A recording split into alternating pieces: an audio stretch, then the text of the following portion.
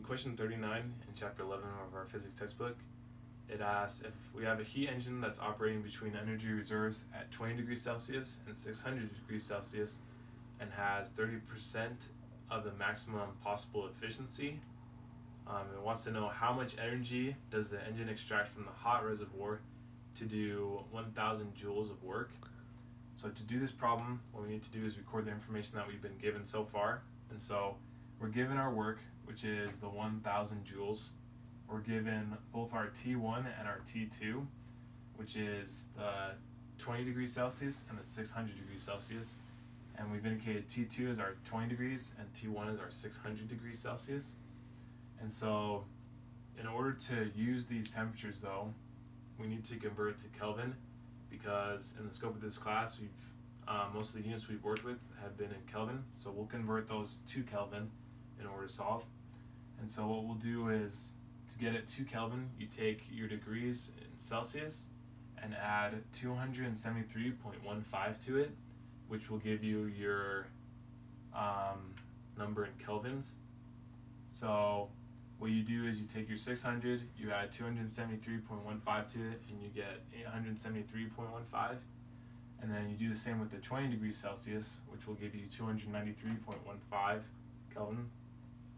And so once we have our new temperatures in Kelvin, now what we can do is use this equation right here, which has efficiency equals 1 minus T2 over T1.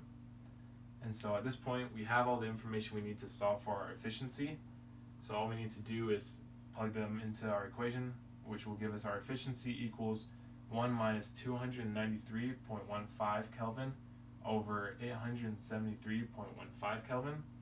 And so once we do that in our calculator, we should get 0.664. And so at this point we have the efficiency of the engine, but because it says that it has 30% of the maximum efficiency possible, what we need to do is times that 30% by our efficiency that we're given in this problem to get our efficiency prime. And so to get efficiency prime, we basically do 30% or 30 out of 100 times by our efficiency there, which gives us 0.664. And once we do that, we should get 0.1993. And that's the efficiency we need to plug into our final equation, because in the problem it tells us that it operates at 30% of the maximum possible efficiency, and this was taking into account that it could function at like the maximum efficiency.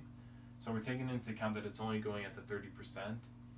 And so now, to get the energy does the engine extract, what we can use is this equation here, which gives us the efficiency equals work over our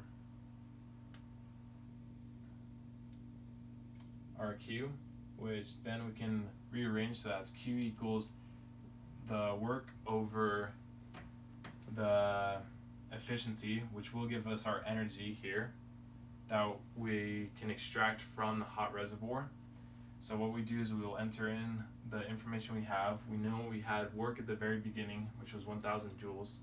So we can start filling out our equation, which equals 1,000 joules over, and then we have our efficiency, which once we calculate it with the 30% of the maximum, we got 0.1993.